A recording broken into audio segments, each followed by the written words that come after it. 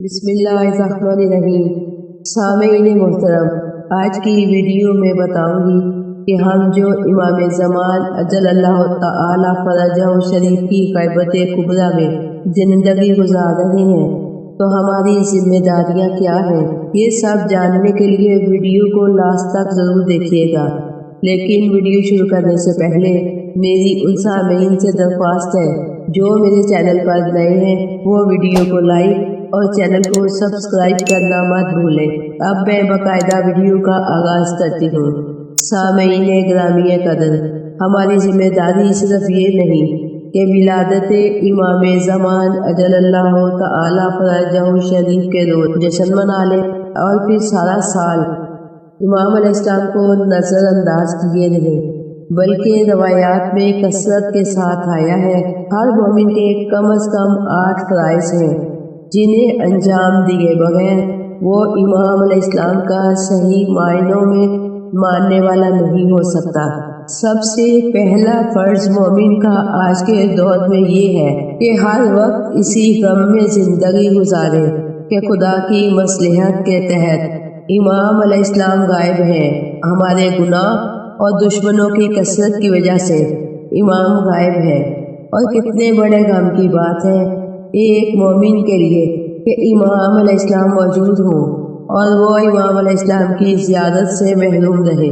عموماً یہ دیکھا گیا ہے کہ اگر کسی امام علیہ السلام کے روزے کی زیارت کرنے پر پابندی لگ جائے تو مومنین غمگین ہو جاتے ہیں، لیکن اس چیز پر کوئی غمگین نہیں ہوتا کہ خود امام علیہ السلام موجود ہیں اور ہم اپنے گناہوں اور دشمنوں کی کثرت کی وجہ سے ان سے ملاقات نہیں کر پا رہے۔ تو پہلی بات یہ بتائی گئی ہے کہ مومن ہر وقت غمگین حالت میں رہے۔ اس کے لبوں پر مسکراہٹ ہو سکتی ہے لیکن دل میں ہر وقت یہی غم ہو، میں کتنا بدقسمت ہوں کہ میرے امام علیہ السلام موجود ہیں اور میں اپنے امام علیہ السلام سے شرف ملاقات حاصل نہیں کر سکتا۔ مومن کی دوسری ذمہ داری یہ ہے کہ خدا کی بارگاہ میں اپنے امام زمانہ اجل اللہ تعالی فرجہ شریف کی سلامتی کی مسلسل دعا کرے۔ ہو سکتا ہے کہ یہ بات ہمیں کچھ عجیب سی محسوس ہو کہ ہم اور امام علیہ السلام کی سلامتی کی دعا کریں، مگر جب حکم قرآن پیغمبر اسلام تک کے لیے ہے کہ تم پیغمبر اسلام کے لیے خدا سے رحمت کی دعا طلب کرو، تو پھر امام زمانہ اجل اللہ تعالی فرجہ شریف کے بارے میں تو بطریق اولیٰ یہ جائز ہو سکتا ہے۔ بہرحال مومن کی ذمہ داری یہ ہے کہ روزانہ اپنے امام زمانہ اجل اللہ تعالی فرجہ شریف کی حفاظت اور سلامتی کے لیے خدا سے دعا مانگتا رہے۔ آپ کو دعاؤں کی ہر کتاب سے وہ خاص دعائیں ملیں گی جو ہمارے ائمہ علیہ السلام ہمیں بتا کر گئے ہیں، ان کو پڑھتے رہنا چاہیے۔ مومن کی تیسری ذمہ داری یہ ہے کہ اگر خدا نے اسے اتنی دولت دی ہے کہ وہ اپنا واجب حج انجام دے چکا ہے اور اس کے بعد بھی اس کے پاس اتنا پیسہ ہے، اتنی حیثیت ہے، تو اپنے زمانے کے امام علیہ السلام کی جانب سے یا خود حج کرے یا مومنین کو حج کرائے۔ یہ مومن کی تیسری ذمہ داری ہے۔ مومن کی چوتھی ذمہ داری یہ ہے کہ امام زمانہ اجل اللہ تعالی فرجہ شریف کے لیے مسلسل صدقہ دیتا رہے، اپنے لیے، اپنے گھر والوں کے لیے، اپنے رشتہ داروں کے لیے، اپنی عزیز ہستیوں کے لیے تو ہر ایک صدقہ دیتا ہے، مگر جیسا کہ روایت پیغمبر اسلام ہے کہ کوئی شخص اس وقت تک مومن بن ہی نہیں سکتا جب تک وہ مجھے اور میری اہل بیت کو اپنی جان اور اپنے مال سے زیادہ عزیز نہ رکھتا ہو۔ اگر ہم اپنے لیے صدقہ دے رہے ہیں تو ہم سے زیادہ ہمارے نزدیک قابل احترام امام زمانہ علیہ السلام ہے، ان کے لیے صدقہ دینا اور زیادہ ضروری ہو جاتا ہے۔ اس چیز کو ذہن سے نکال دیں کہ امام زمانہ علیہ السلام کو ہمارے صدقے کی کیا ضرورت ہے۔ یہ صرف اور صرف اس لیے ہے کہ کسی نہ کسی بہانے سے ہمارا تعلق اپنے امام علیہ السلام سے قائم رہے، امام علیہ السلام کا تصور تو ہمارے ذہن میں رہے، حکم یہ ہے کہ روزانہ ورنہ ہفتے میں 1 مرتبہ ورنہ مہینے میں 1 مرتبہ جب کسی کو صدقہ دیا جائے، جتنا بھی صدقہ دیا جائے، اس وقت نیت یہ کر لی جائے کہ میں صدقہ دے رہا ہوں حفاظت امام زمانہ کے لیے۔ یہ مومن کی چوتھی ذمہ داری ہے، اور مومن کی 5ویں ذمہ داری یہ ہے کہ ہم امام علیہ السلام کی غیر موجودگی میں مسلسل امام علیہ السلام کا انتظار کرتے رہیں۔ ایسا نہ ہو کہ ہم امام علیہ السلام کو نظر انداز کر کے بیٹھ جائیں، نہیں، مسلسل انتظار امام علیہ السلام رہے، انتظار امام علیہ السلام کی دعائیں لبوں پر ہوں۔ پیغمبر اسلام ایک مرتبہ اپنے صحابہ سے سوال کرتے ہیں، اے میرے صحابیوں، کیا تم بتا سکتے ہو کہ سب سے زیادہ قابل تعجب ایمان کس کا ہے؟ وہ کون ہے کہ جس کے ایمان کو دیکھ کر انسان کو تعجب ہونا چاہیے؟ اصحاب نے جواب دیا، یا رسول اللہ کے انبیاء اور مرسلین کا ایمان یقیناً ان کا ایمان اتنا مستحکم ہوگا کہ ہمیں اس پر تعجب ہوگا۔ پیغمبر اسلام نے ارشاد فرمایا، نہیں، ان کا ایمان جتنا زیادہ بھی ہو جائے پھر بھی تعجب کے قابل نہیں ہے، اس لیے کہ وہ تو اللہ کے پیغمبر ہیں۔ جتنا بھی ایمان ان کے پاس ہو وہ تو ان کے پاس ہونا چاہیے، وہ قابل تعجب نہیں ہے۔ کسی نے عرض کیا، یا رسول اللہ، ملائکہ کا ایمان قابل تعجب ہوگا کہ کتنا ایمان کا جذبہ ملائکہ کے پاس موجود ہے۔ پیغمبر اسلام نے ارشاد فرمایا، نہیں، ملائکہ کا ایمان بھی قابل تعجب نہیں ہے، اس لیے کہ وہ تو اللہ کی معصوم مخلوق ہے۔ وہ اگر ایمان نہ رکھے تو کیا کرے؟ ان کے لیے تو ایمان ضروری ہے۔ کسی نے کہا، یا رسول اللہ، پھر ہمارا ایمان سب سے زیادہ قابل تعجب ہوگا، ہم نے آپ صلی اللہ علیہ وآلہ وسلم کے ساتھ کتنی جنگوں میں اور جہادوں میں حصہ لیا۔ پیغمبر اسلام نے ارشاد فرمایا، نہیں، تمہارا ایمان قابل تعجب نہیں ہے، تم تو مجھے دیکھ رہے ہو، میں تمہاری آنکھوں کے سامنے ہوں، پھر تمہارے ایمان میں تعجب کی کیا بات ہے؟ اصحاب نے عرض کیا، یا رسول اللہ، پھر آپ ہی بتائیے کہ کس کا ایمان سب سے زیادہ قابل تعجب ہے؟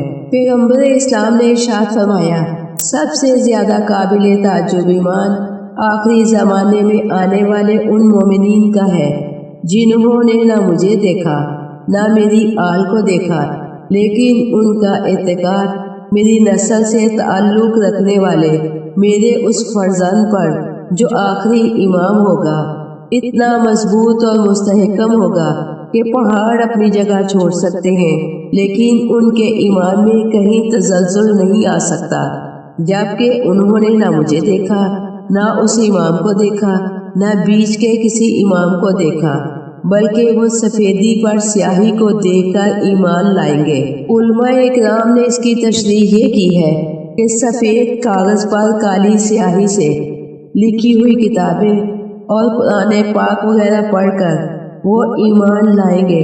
پیغمبر اسلام یہاں تک فرما رہے ہیں کہ آخری زمانے کا وہ مومن کہ جو ہر وقت ظہور امام علیہ السلام کی تمنا دل میں لے کر زندگی گزار رہا ہے، اس سے زیادہ قابل تعجب کسی کا ایمان نہیں ہو سکتا۔ اسی طرح ایک مرتبہ پیغمبر اسلام دعا مانگ رہے تھے اور پیغمبر اسلام کی دعا یہ تھی، خداوندہ مجھے میرے بھائیوں سے ملحق کر دے، مجھے میرے بھائیوں سے ملا دے۔ اصحاب رسول نے سنا تو سن کر تعجب میں آ گئے۔ انہوں نے عرض کیا، یا رسول اللہ، یہ آپ نے اپنے کن بھائیوں کا تذکرہ کیا ہے؟ کیا ہم آپ کے بھائی نہیں ہیں؟ پیغمبر اسلام نے ارشاد فرمایا، نہیں، تم ہمارے دوست ہو، ہمارے بھائی تو تم سے عظیم ہیں۔ اصحاب رسول حیران ہو کر عرض کرنے لگے، یا رسول اللہ، وہ آپ صلی اللہ علیہ وآلہ وسلم کے بھائی کون سے مومن ہیں؟ پیغمبر اسلام نے جواب دیا، وہ آخری زمانے کے وہ مومن ہیں کہ جن کا اجر، جن کا ثواب، جن کا مرتبہ تم میں سے ہر ایک سے بلند اور عظیم ہے۔ اصحاب نے ایک مرتبہ گھبرا کر عرض کیا، یا رسول اللہ، ہم تو آپ کے ساتھ جنگ بدر میں لڑے، جنگ احد میں لڑے، جنگ خندق میں لڑے، خیبر میں لڑے، ہر مشکل میں آپ کے ساتھ، اور آپ یہ فرما رہے ہیں کہ وہ آخری زمانے والے ہم سے بھی بہتر ہوں گے۔ آپ صلی اللہ علیہ وآلہ وسلم نے فرمایا، ہاں تمہارا تمام جنگوں میں حصہ لینا ایک طرف اور ان کا آخری زمانے میں زندگی گزارنا ایک طرف، اس لیے کہ آخری زمانہ اتنا نازک زمانہ ہوگا کہ انسان ہاتھ پر دہکتا ہوا انگارہ لے کر کھڑا ہو سکتا ہے مگر ایک دن کے لیے بھی اپنے ایمان کو باقی نہیں بچا سکتا ہے، ایک دن کے لیے بھی اپنے ایمان کا تحفظ نہیں کر سکتا۔ اس دور میں جو ایمان کے ساتھ زندگی گزار رہا ہوگا وہ میرا دوست نہیں ہے بلکہ وہ میرا بھائی ہے، اور میں ان کے ساتھ ملنے کی دعا کر رہا ہوں۔ عزیزان، آخری زمانے کے مومنین کا کتنا بڑا مقام و مرتبہ ہے کہ پیغمبر اسلام دعا کر رہے ہیں کہ مجھے آخری زمانے کے مومنین سے ملایا جائے۔ سامعین، یہ وہی آخری زمانہ ہے، تو اس وقت مومن کی ذمہ داری یہ ہے کہ وہ ظہور امام علیہ السلام کی دعا مانگتا رہے، کیونکہ روایت میں ہے کہ اگر کوئی روزانہ امام علیہ السلام کے ظہور کی دعا مانگتا رہے گا اور یہ دعا کرے گا کہ خداوندہ مجھے امام علیہ السلام کے ساتھیوں میں شامل کر، تو جب امام علیہ السلام کا ظہور ہوگا تو خدا یقیناً اس آدمی کو امام علیہ السلام کے سپاہیوں میں شمار فرمائے گا۔ اگر وہ مر گیا تو قبر سے اٹھایا جائے گا اور امام کے ساتھیوں میں شامل ہوگا۔ یاد رکھو، ایک دن اس تمنا کے ساتھ گزارنا کہ امام ظاہر ہو جائیں تو اس کا اتنا ثواب ہے جتنا جنگ بدر میں حصہ لینے والوں کا۔ اور سامعین، جس کے دل میں یہ تمنا ہے کہ کاش امام علیہ السلام کے ظہور کو اپنی آنکھوں سے دیکھ لوں، تو اسے اتنا ثواب ملتا ہے جتنا امام علیہ السلام کے خیمے کے اندر اپنے خون میں لوٹنے والے شہید کو ثواب ملتا ہے۔ لہٰذا مومن کے ذہن میں ہر وقت یہ تمنا ہو کہ میں کسی نہ کسی طرح امام علیہ السلام کے ظہور کے زمانے کو پالوں۔ مومن کی چھٹی ذمہ داری یہ ہے کہ جب بھی کوئی مصیبت نازل ہو، جب بھی کوئی آفت نازل ہو، تو ہمیشہ استغاثہ امام زمانہ علیہ السلام سے کیا جائے۔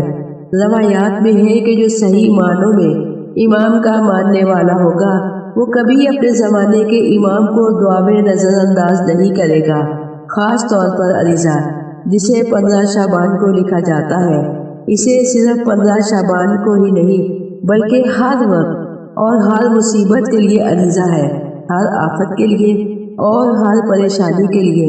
جب بھی کوئی مصیبت آئے، جب بھی کوئی آفت نازل ہو، تو عریضہ لکھ کر پاک مٹی میں یا آٹے کے اندر رکھ کر کسی کنویں میں، کسی ندی میں یا کسی دریا میں ڈال دیا جائے۔ اور یعنی کہ مومن کی چھٹی ذمہ داری یہ ہے کہ ہر مشکل میں اپنے وقت امام کو پکارا جائے۔ اور ساتویں ذمہ داری یہ ہے کہ جب امام علیہ السلام کا نام آئے تو بہتر یہی ہے کہ انسان کھڑے ہو کر اپنے امام کو سلام کرے۔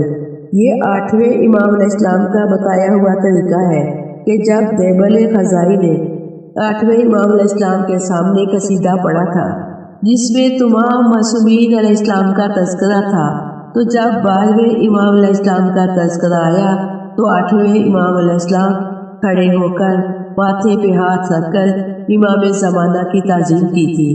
یہ ذمہ داریاں ہیں جو ہم میں سے ہر مومن کو آج کے دور میں انجام دینا ہے، لیکن آپ پلٹ کر دیکھیں تو آپ کسی ایک مومن کو بھی ان میں سے کوئی ایک ذمہ داری انجام دیتے ہوئے نہ پائیں گے۔ یہ احکامات خداوند متعال نے صرف اس لیے رکھے تاکہ ہمارے ذہنوں میں امام زمانہ علیہ السلام کا تصور رہے اور ہم ہر وقت ظہور کی دعا مانگتے رہیں، اس لیے کہ وہ وقت بڑا عجیب وقت ہوگا اور بہت کم مومن ایسے ہوں گے جو اپنے ایمان کو سلامت رکھ پائیں گے۔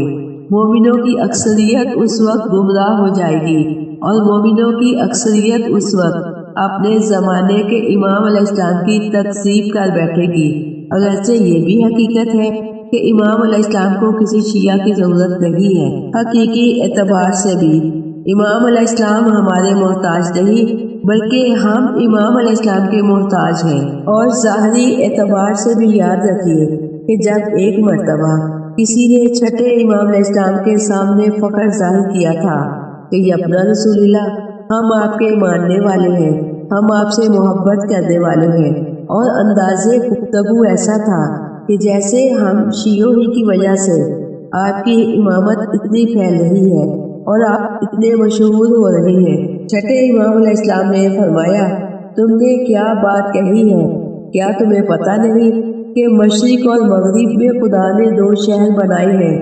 उन शहरों के अंदर इतनी आबादी है जितनी आबादी तुम्हारी दुनिया के अंदर भी न होगी, और वो सब के सब हमारे मुहिब हैं, वो सब के सब हमारे मानने वाले हैं, हम तुम्हारे किसी लिहाज से भी मोहताज नहीं है। सामीन, अगली वीडियो में अब्बासी खलीफा के वजीर आजम का वाकया आपको सुनाऊंगी, जिससे पता चलेगा कि इमाम ज़मान अजल्लल्लाहु तआला फरजहु शरीफ के बेटों और पोतों की हुकूमत कहाँ कहाँ है।